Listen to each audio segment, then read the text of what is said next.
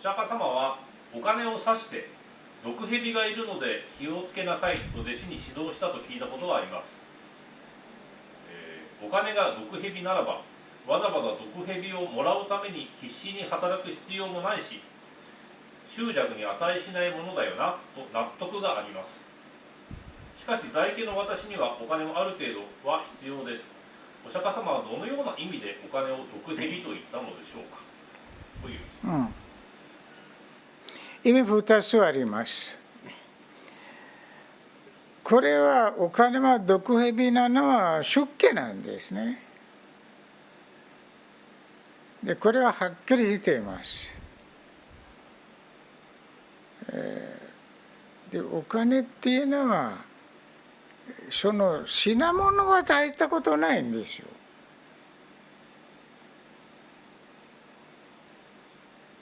だから子供にでも1万円差し上げたらこれぐにゃぐにゃにで口に入れちゃいますからね。大したことはない。子供とはただの紙だけでどんな味なのかとね、赤ちゃんがね口に入れてみて甘そうって言ってピョロッと出しちゃうんですね。だからこれは1万円だから大事にしなくちゃまるっきりないでしょうね。だからこの品物じゃないんですね。この裏にある妄想感情煩悩の問題なんですね。はい。だからビクにとっては毒蛇なんですね。出家にとっては。出家が金持つようになっちゃうと修行ではなくて金を守らなくちゃかんですね。特に昔はね、金は物体でしたからね。今みたいな電気信号ではなかったんだからね。で守らなくちゃいけないんですね。泥棒が持っていくんですからね。金っていうのは今もこの現物の金っていうのは取った人のものですよ。だからこれは守らなくちゃいけない。それで金には他の品物に変える力がありますね。だから金は役に立ちませんね。我々は役に立つ品物に変える。1000円を持って行って弁当を買う。弁当が役に立つんですね。だから弁当を変える力がこの紙1枚持っているんですね。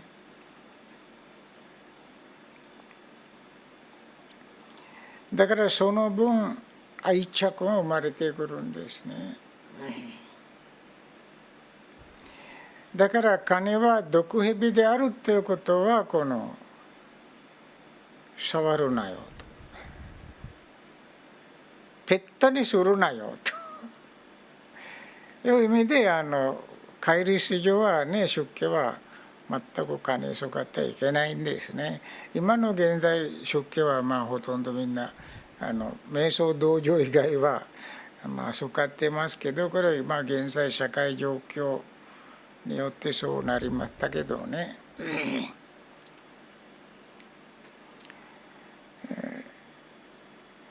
それである日お釈迦様にあるビクでしょうかね、失踪を出したことがありますね。なんで金使うことは許可しないのかと。お釈迦様の答えは単純です。金の使用を許可するとは全ての欲を許可することですと。私は欲を達しなさいと教えてるんだよと。立ちなさい。立ちなさいと教えているんだよ。だから話にならんね。でお釈迦様が幅広く見たんですね。お坊さんが小さく見たんですね。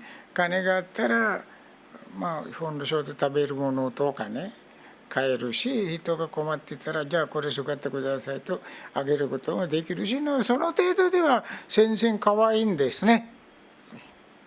しかし金があるならば買えないものってないんです。当時では女性あれなんとか職業やってましたからね。でだからお金があれば女性を買うこともできるんですね。だから自分が金払ったんだからその品物の権利自分にあるんです。そうするとお釈迦様が性行為するなよという回数どうなるんですかね。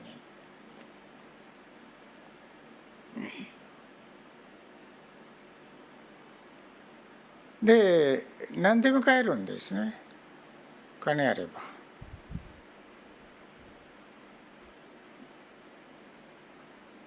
もうなんでどこまでできるかわからんぐらいいろんなことできるんで、人を脅すことも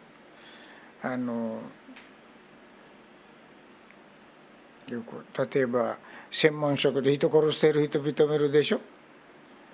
嫌な人があったらもう金額払ってあの人倒してくださいということもできるし、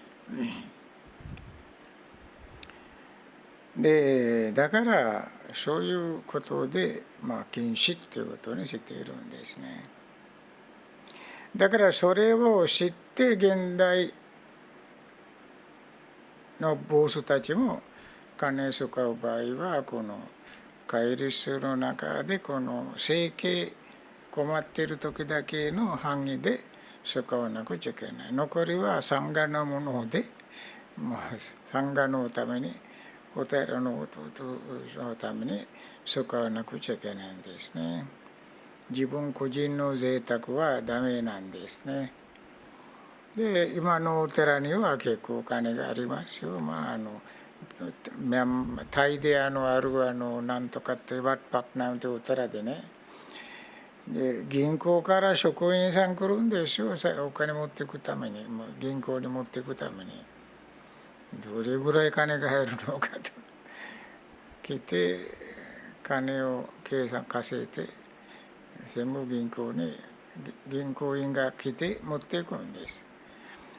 それぐらいということで、一回インドネシアに行ったことがあります。インドネシアでカティナ祭り法要でしたけど、で私はと思って次の日はもう大量に金が集まってるんですね。でお坊さんたちは触ろうともしないんです。で最近の選挙さんたちがボランティアで全部金数えて束にしてお寺の活動に銀行に預かるでしょうね。お坊さんたちは使わない触らないんですね。しかしお坊さんたちはどこかに行きたくなったらちゃんとお寺の最近の人々はちゃんと全部お金持っていくんでって私も見学してもらいましたけどね、若い男の子がいてカバン持ってきてそちらいっぱい金入ってるんですね。だから動物園に行けばピサッとその人はチケット買って中に入れちゃうし全部やってくれるんですね。それはその男のお金ではなくてお寺のお金なんですね。そういうふうにこの使い方を新しく考えてはいるんですね。すごくやばいもんなんですね。だからイスラム国だからね、お寺ではこれぐらい金があると思ったらイスラム教は何するかわからんでしょうね。インドネシアは世界一大きいイスラム国でしょう。だからああいう生活しているんだからイスラム政府は全く問題なく自由に宗教活動するようにしてあげてるんです。だからこの戒律はないんだけどそうやって自分たちで考えてリミットを考えなくちゃいけないんですね。それは出家の世界で。で在家の場合はもうやっぱり生活成り立たないんですね、金がないと。これは現代時代の問題なんですね。昔は金がなくてもね豊かにいたんですね。畑あって田んぼがあって牛がいてもう羊がいてヤギがいてだから牛乳飲みたければ絞って飲めばいいしもう卵を食べたければ鶏が卵取って食べればいいし、だからお金がかからないでしょうね。社会が変わったら何でも金で買わなくちゃいけなくなっちゃって、人間が奴隷みたく働かなくちゃいけなくなっちゃったんですね。だから人間勘違いしているのは、このお金のために働くんだと、そうではなくてね、食べるものを買うために、家賃払うために、家族を養うために、子供の教育費を払うために働いているんですね。